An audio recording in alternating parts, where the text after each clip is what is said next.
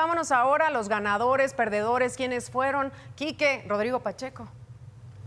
Así es, Cristal, lunes de ganadores y perdedores con Rodrigo Pacheco. ¿Cómo estás, Rodrigo? Buenos días. Muy bien, mi querido Quique, con mucho gusto de saludarte. Y sabes que como consecuencia de la invasión de Ucrania por parte de Rusia, los precios de los alimentos se dispararon en marzo.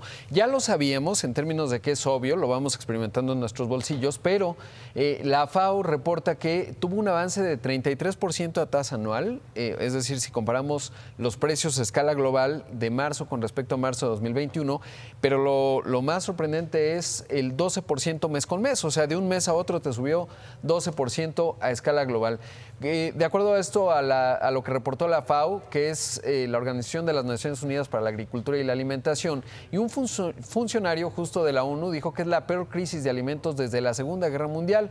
El producto que más subió fue el aceite de origen vegetal, se disparó 56%, es realmente dramático lo que ha ocurrido. ¿Por qué? Porque Ucrania produce semilla de girasol y como sabemos el aceite de girasol pues es básico. ¿Cuáles son los ganadores en esta coyuntura, Quique? Básicamente no hay ganadores y es que podrías pensar que incluso los grandes productores de cereales en el hemisferio norte, pensemos en Estados Unidos, varios países de Europa, Francia, etcétera, o en el sur, Australia y Argentina, que son grandes productores. Sin embargo, esto genera un fenómeno de inflación que finalmente afecta incluso a esas economías de esos dos países, porque hay que sumar que hay un incremento también en los precios de los energéticos y que en contexto se hace todo más caro y eso es mala noticia para cualquier economía del planeta. Ahora, los perdedores, pues evidentemente todos también, si no hay ganadores, pues prácticamente el resto entonces son perdedores.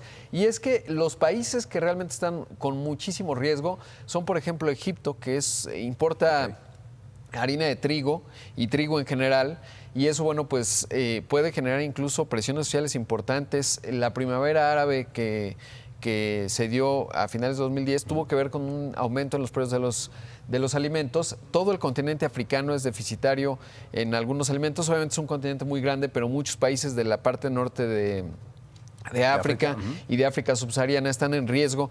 Por supuesto también Centroamérica, que importa muchísimos de los alimentos que consume. Ahora, ¿cuál es el riesgo? En caso de que el fenómeno se extienda a lo largo de casi todo el año, pues esto puede interrumpir de manera dramática la recuperación económica que está experimentando el mundo como consecuencia de la pandemia.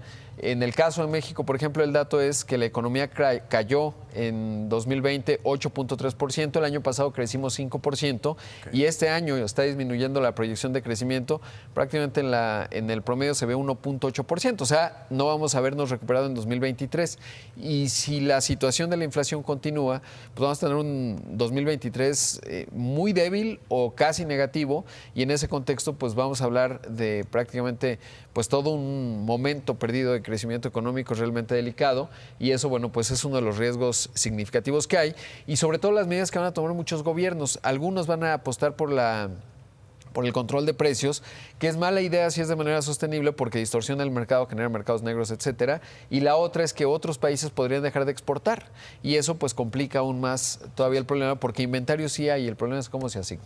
Temas interesantes, bueno, por ejemplo, nuestra canasta básica, pero también en esta época de Semana Santa, 46% subieron los boletos de las aerolíneas, demasiado para este tipo de países. Y además, quiero saber su opinión. Estaba leyendo que decían que si de plano se cerrara la pinza con Rusia, que ya dejaran de comercializar, sobre todo con los combustóleos, acabarían con la guerra. ¿Podría ser esto posible o todavía se ve complicado? No, yo creo que todavía se ve complicado y además no es un paso fácil porque, por ejemplo, Alemania, que es la mayor economía de Europa, importa el 40% de su gas de Rusia. Así es. Entonces implicaría que Alemania se va a una suerte de recesión. No estoy seguro que eso se lograra. Y si lo lograsen, aún así estamos hablando de un país enorme. Es el país más extenso de la Tierra, 17 millones de kilómetros cuadrados, 140 millones de habitantes. Entonces no ha sido sencillo aislar, digamos, a Rusia de la economía internacional, sobre todo además porque vende muchos granos. Sí, sí. Rusia es un gran productor de granos y fertilizantes. Por ejemplo, le está pegando al precio de los alimentos en Brasil. Tú dirías, ¿qué tiene que ver Brasil con Rusia?